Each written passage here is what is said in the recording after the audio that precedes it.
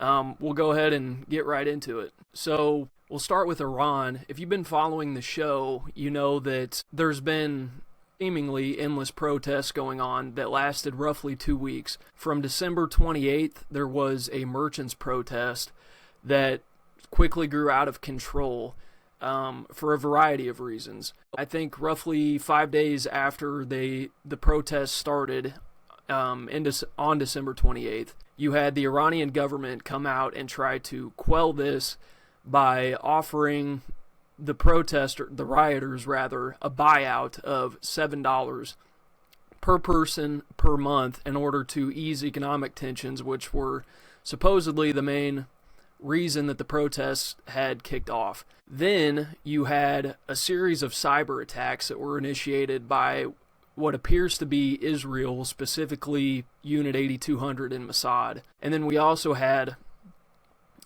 a bunch of rioters, specifically Kurdish forces, as well as other mountainous tribes that are in the western part of Iran, were armed by, Iran claims, Western-backed factions, meaning Israel and America. And then you also had Elon Musk, using Starlink, helped to push a lot of the propaganda that America was trying to get out to the rioters in order to expand the riots and really further push for regime change. One of the main factors in this propaganda push was the son of the former Shah of Iran, Reza Pahlavi. For those of you who don't know, the Shah was effectively a monarch who was instituted into power in Iran prior to the Iranian Revolution that led to the installation of the current Ayatollah Khomeini. But the son of the Shah has been, since these riots started, he's just been itching to get back into power in Iran. He had a variety of press statements that he released that were encouraging these people to go out and continue these protests. He even encouraged basically armed rebellion against the government. He urged the rioters to take over governmental institutions and take back power. This was seemingly going according to plan until the Iranian government cut the internet. Now, a lot of the Western factions in the media are claiming that the internet was cut in order to not show the slaughter that would soon follow, the slaughter being the IRGC and besieged militias indiscriminately firing into crowds in order to quell the riots. This is not the full spectrum of the story. They really, in my estimation, cut the internet in order to stop getting this flow of Western propaganda into the country that were calling for the protests to continue, and it has worked brilliantly. They not only cut access to the internet, which is still ongoing, and I didn't include this in my notes, but as of this point in time, I believe that the internet has been out in Iran for roughly 180 hours. They're approaching the 200-hour mark. The Iranian government has came out and said that they do not plan on reinstituting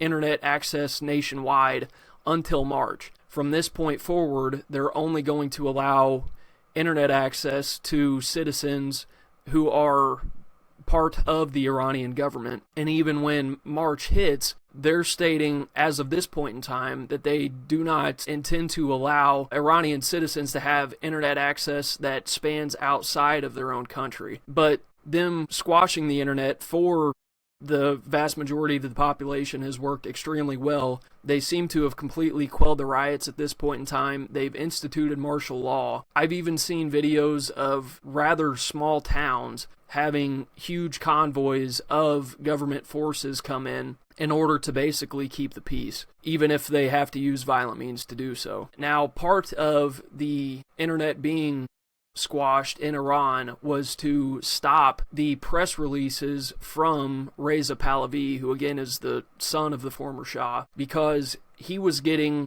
on certain videos tens of millions of views, some anywhere between 30 and 40 million views per video, where he was calling for these uprisings. Since Iran cut the internet access, his views have been cut down to roughly 10% of what he was initially receiving, which you can only guess that roughly 30 to 40 million Iranians were watching those press releases. But he's been trying to continuously give out these press releases even if nobody or next to no one is watching. And recently in his last press release he said that, quote, "I will return to Iran.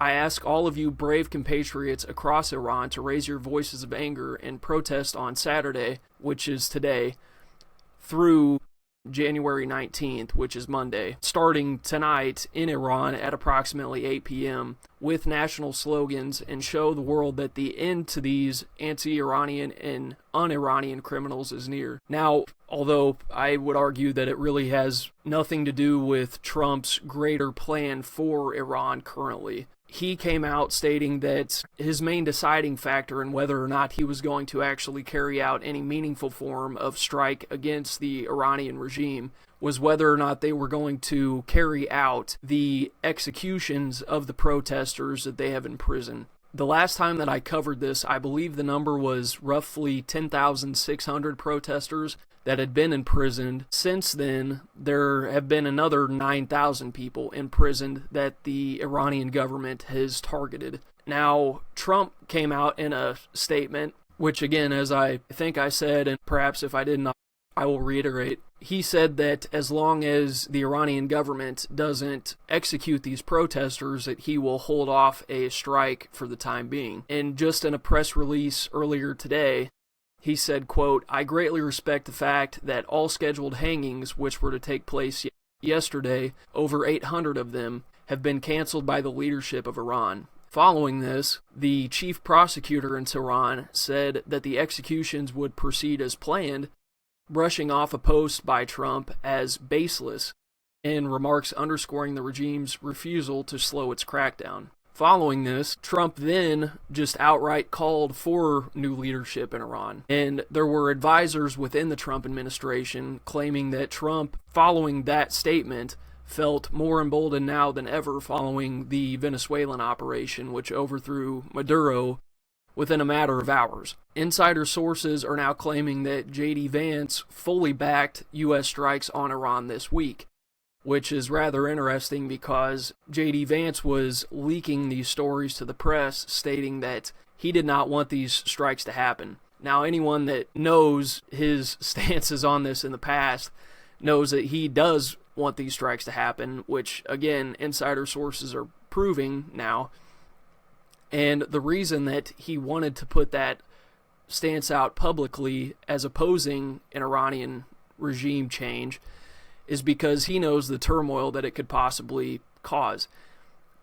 If the Ayatollah is to be overthrown, you could easily see not only conflict break out in surrounding countries between forces that support the Ayatollah, but you could also really see a flat-out civil war within the country as people fight to grab power once that seat is vacant. And J.D. Vance knows that if his name is tied to that potential overthrow, if there is a massive conflict that breaks out not only in Iran but across the rest of the Middle East, he doesn't want that he doesn't want that scar on his name leading into potentially renewed presidential run as soon as this term is done. Just to sort of reinstate the overall goal of not only America and Israel, Netanyahu told Trump that the reason he wanted him to wait is because Israel needs more time to restock their air defense supplies that had been depleted during the 12 Days War that happened in June. Israeli Channel 12, citing senior American officials, said that, quote, "A U.S. attack on Iran will absolutely happen, and it is only a matter of time. With Washington actively preparing for action, Israel and the United States are talking daily about the possibility of an Iranian attack." Israel also said that one of the reasons that they wanted Trump to hold off is because they didn't think that his proposed plan was strong enough, and they wanted to ensure that if they were to strike, that it would, in fact, lead to regime change. They wanted it to be an absolute strike. Israeli Channel 15 also said Israel is preparing a major preemptive attack against Hezbollah if the Lebanese group prepares to intervene in the event of a U.S.-Israeli attack on Iran. An IDF spokesperson said, "Over the past few weeks, we have the strengthened capabilities and increased readiness along all of our borders. The IDF is continuously prepared on a broad scale, both defensively and offensively." There were also 3 brand new American-made Lockheed F-35s that were transferred to Israel that are currently en route to Israel as part of a renewed U.S. delivery talk between Netanyahu and Trump. So they're clearly preparing for these strikes to happen. I've even seen intel leaks showing that the Iron Dome defense batteries are being transported to strategic locations throughout Israel. The New York Times, citing a U.S. official, said that an array of warplanes, likely to include a combination of fighter jets, planes, and refueling planes, are expected to start flowing into the Middle East soon. We're also currently waiting on the USS Abraham Lincoln, which is a United States aircraft carrier, which is in a larger part a U.S. Naval Strike Force group that includes submarines, it includes frigates, really just a lot of other naval support. We're currently waiting on it to arrive in the Middle East, and it should be there within the next few days. Once this happens, we will have enough American firepower in the region for America to be ready to carry out these strikes. Whether or not Israel will greenlight it as soon as that ship arrives, that convoy of ships arrive, is still to be determined. Satellite imagery has been indicating that the United States and Saudi Arabia have evacuated non-essential aircraft from Prince Sultan Air Base, leaving only tanker aircraft at the facility. The European Union is now advising all European airlines to avoid using Iranian airspace.